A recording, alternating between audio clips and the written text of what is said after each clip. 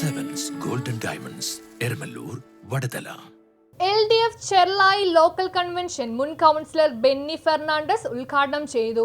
LDF Cherlai local convention നടന്നു. Local convention മുൻ councillor Benny Fernandez ഉദ്ഘാടനം ചെയ്തു. CPI മണ്ഡലം കമ്മിറ്റി അംഗം എ അഫ്സൽ അധ്യക്ഷത വഹിച്ചു. KB സലാം, പ്രകാശ്, ഷക്കീർ തുടങ്ങിയവർ സംസാരിച്ചു. ഇടതുപക്ഷ സർക്കാരിനെയും കാണുന്നു എന്നുള്ളത് ഒരു ചെറിയ രീതിയിൽ ഒരു ആശയം നിർത്തി ഞാൻ അവസാനിപ്പിക്കും.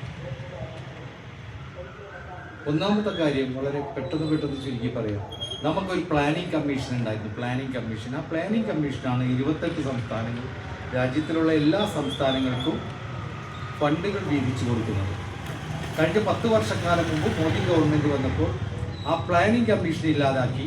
ഇല്ലാതാക്കിയതിന് ശേഷം നീതി ആയോഗ്, ഞാൻ വളരെ ചുരുക്കിയാണ് പറഞ്ഞത്, നീതി ആയോഗ് അതിൻ്റെ ചെയർമാൻ മോദിയാണ്. BJPയുടെ പ്രധാനമന്ത്രിയാണ്. അതിലെല്ലാ സംസ്ഥാനങ്ങളിലെയും മുഖ്യമന്ത്രിമാരുണ്ട്. അവരാണ് തീരുമാനിക്കുന്നത്. അവരാണ് വികസന പ്രവർത്തനങ്ങളിലെ എല്ലാ തരത്തിലുള്ള വികസന പ്രവർത്തനങ്ങളുടെയും കാര്യത്തിലും ഇൻക്ലൂഡിങ് ഇൻഫ്രാസ്ട്രക്ചർ വരെ തീരുമാനിക്കുന്നത് അവരാണ്.